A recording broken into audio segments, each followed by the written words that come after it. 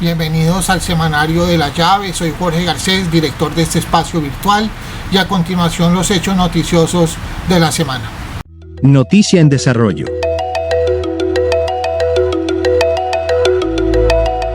Mucha atención, la decisión del Consejo de Estado suspende el decreto del salario mínimo, pero no lo tumba. El salario mínimo con su aumento tiene que mantenerse. Los colombianos ya tienen ilusión en eso y todos estamos contentos de que quienes ganan un salario mínimo puedan ganar más. Por eso es fundamental que el gobierno complete lo que le está pidiendo el Consejo de Estado para que no se vaya a caer ese decreto. Y también le quiero decir a todos los empresarios, sobre todo los pequeños y los medianos que están agobiados por los altos costos, que no se preocupen. Cuando lleguemos a la presidencia vamos a bajar drásticamente los impuestos para que no paguen esos impuestos y puedan mantener a todos sus empleados pagando los salarios que corresponden, porque a nosotros nos gusta más un salario alto para los trabajadores que impuestos para el Estado. Así se ven desde el aire las inundaciones en el departamento de Córdoba y el norte de Colombia.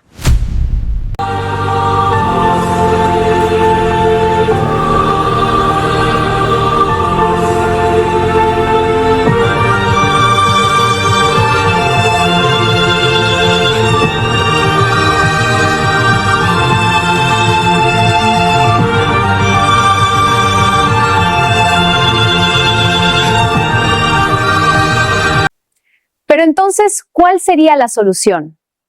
Hay que descentralizar a Colombia. El centralismo corrupto del gobierno nacional es la desgracia de la gente y las regiones de Colombia. Estas son las dolorosas imágenes de la gente abandonando ayer, 9 de febrero, sin ninguna organización ni de manera improvisada, Montería, tratando de buscar zonas altas para protegerse de la inundación. Esa evacuación organizada era lo que se podía hacer y se debía hacer el 30 y el 31 de enero, cuando ya sabía el gobierno nacional y la represa de Urrá perfectamente que iba a haber lluvias históricas que iban a inundar la región. Pero no dijeron ni hicieron nada.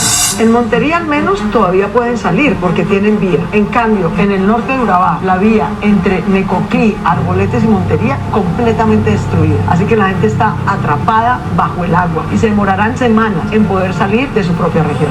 8 días después de la gravísima inundación que más de 52.000 familias están padeciendo en el Caribe colombiano y en particular en Córdoba, llegó el presidente y su gabinete a Montería y no anunció un plan de acción, de rescate, de evacuación. Lo que hizo fue echar culpas al cambio climático, al carbón, a la represa de Urrá. Y en parte son corresponsables, porque la represa de Urrá tiene el mejor equipo de ingenieros, equipos, indicadores para hacerle seguimiento y para haber sido los primeros en alertar, solicitar y unirse a ayudar a hacer la evacuación de la gente. No lo hicieron, se quedaron sacando comunicados indolentes y burócratas. Y los pobres alcaldes que tenían la ilusión de poder hablar con el presidente, el de Canalete, el de Puerto Escondido, el de Tierra Alta, entre otros, se quedaron en vista, tirados literalmente en el piso porque el presidente no los pudo recibir. Los terratenientes indolentes arrasan y sacan a los campesinos. La Corporación Ambiental no hace ordenamiento territorial conforme al agua. La represa de Urrá no alerta que va a haber lluvias y que además va a descargar agua inundando más a la gente. Los pobres alcaldes y gobernadores tirados y abandonados tratando de hacer lo que pueden para cuidar a su gente. El gobierno nacional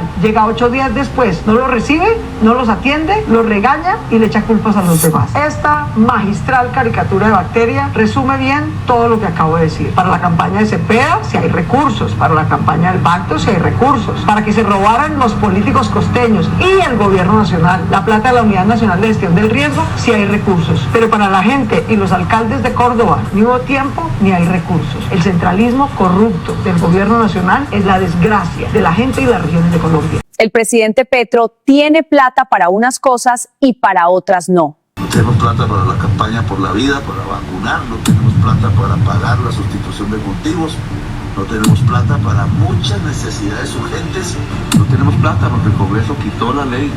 Hoy lo que tocaría hacer es recortar 16 millones de pesos de presupuesto. Entonces dicen, ¿por qué está pidiendo que levanten la emergencia económica? ¿Cómo vamos a defendernos? Pero si hay 70.000 millones de pesos para gastarlos en pauta en medio de una crisis económica y ambiental. Esas son las prioridades del cambio. Chimbo salió este gobierno. ¿Para qué otras cosas tiene plata el presidente Petro? Pues la siguiente denuncia corrobora que se están robando al país. Abunda el mal gobierno y la corrupción vergonzosa, pero esto ya es el colmo de los colmos. Solo en el mes de enero, 31 días, el gobierno Petro hizo 544.000 contratos por 37 billones de pesos, su plata, nuestra plata, de impuestos carísimos para hacer política, para conseguir votos. 29 billones en contratación directa, a dedo, mientras el país naufraga en una gravísima tragedia invernal que necesita inversión. Y trató de imponer una emergencia económica sin sentido. Claro, todos esos contratos, 544.000 antes de la ley de garantías que se activó el 31 de enero. María Isabel Urrutia se cayó del ministerio por 1.900 contratos en un día firmados. Estos son 17.548 contratos por día. Es verdaderamente el colmo y un abuso descarado contra la honestidad y contra la inteligencia de las personas. Ojo con su voto, porque se siguen robando el país. Por si fuera poco, la Constitución de 1991 está siendo amenazada. Hoy estamos aquí desde la Plaza de Bolívar protestando contra quienes nos quieren arrebatar el logro social más importante de este país, que es la Constitución de 1991. Porque es que a mí me parece absolutamente escandaloso y aberrante que el gobierno actual, en cabeza del presidente, nos esté proponiendo despedazar la Constitución, eliminar todos los controles que ella incluye, el sistema de frenos y contrapesos, la separación de poderes, y que aquí, como hay un escándalo nuevo todos los días, nadie se esté dando cuenta. ¿Quieren saber qué están proponiendo sobre lo que sería la nueva Constitución petrista? Primero, para sorpresa de nadie, confiesan que a ellos no les gusta la economía de libre mercado y proponen básicamente que el Estado entre a controlar todos los servicios. Se estatizaría la salud, la educación, los servicios públicos. Imagínense ese retroceso. Y lo peor es que ellos dicen que la propiedad privada es un concepto en disputa. ¿Eso qué querrá decir?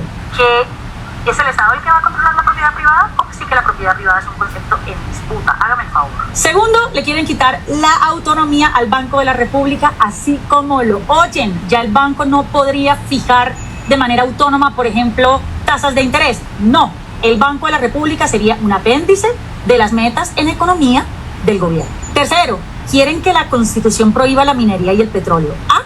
Como si una transición energética se lograra así. La minería y el petróleo representan el 40% de nuestras exportaciones y en regalías representan más o menos 30 billones de pesos. Sean serios. Cuarto, ¿y qué tal esta perla? Quieren crear una corte constitucional paralela, un tribunal paralelo imagínense, para que cuando el Congreso, si acaso, le niega algún proyecto a su señoría, este tribunal paralelo le dé permiso al presidente de saltarse al Congreso y de saltarse a las Cortes.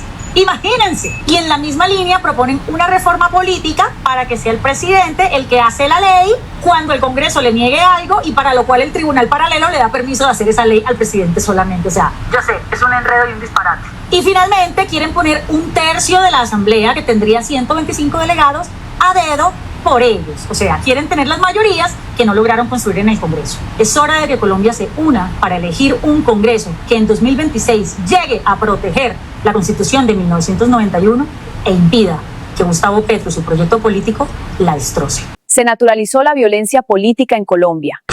Un magnicidio, 61 atentados, 215 amenazas, 31 secuestros, otros 100 asesinatos, asedio y violencia digital. No es ser parte de guerra de un conflicto lejano ni el balance de una década oscura que creíamos superada. Es el retrato de esta campaña electoral en Colombia. Es lo que nos está pasando aquí y ahora.